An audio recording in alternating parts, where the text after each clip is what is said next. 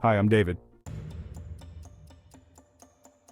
One day, my sister Sarah and I stumbled upon a disturbing social media post about a student who had allegedly hanged himself at the Institute of Sciences under mysterious circumstances. David, have you seen this?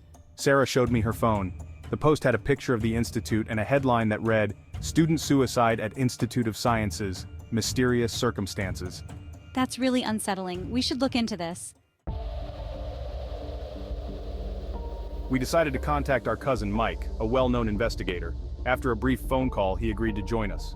This sounds serious. I'll be there in an hour. When we arrived at the institute, the scene was chaotic. Students were running towards an ambulance that had just arrived. The tension in the air was palpable. Another student had apparently attempted suicide. Stay close, Sarah. Let's find out what's happening. I said, trying to keep calm.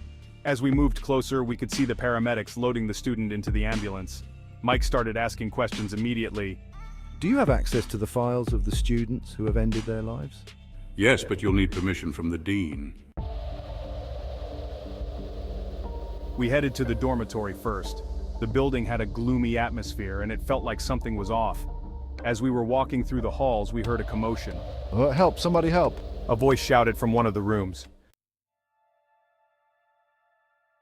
We rushed to the source of the noise and found a student named James having a seizure. We quickly helped him and called for medical assistance. He's going to be okay. But did you see those worms on the floor? Worms? I asked, puzzled. Yeah, there were strange worms around his bed. This can't be a coincidence either. We decided to follow up on this lead.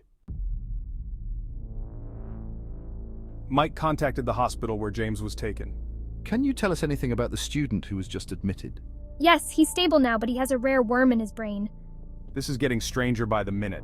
These worms might be the key to solving this mystery. In the hospital waiting room, Mike paced back and forth while Sarah and I sat anxiously. The nurse returned with a serious expression.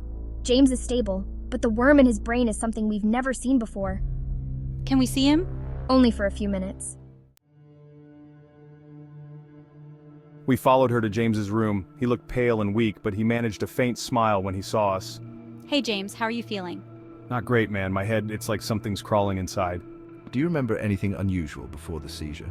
I think it started after I ate at the dining hall.